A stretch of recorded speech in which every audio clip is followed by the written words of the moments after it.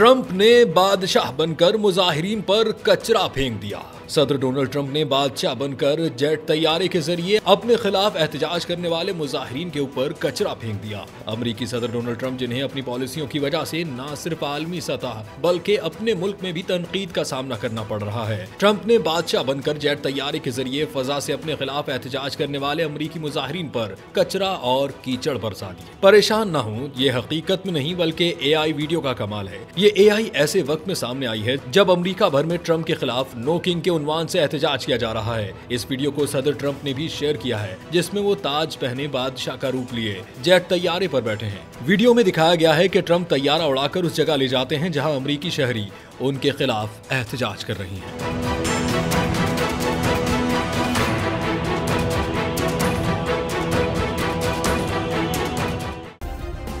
Subscribe करें और bell दबाएं ताकि कोई खबर रह न जाए।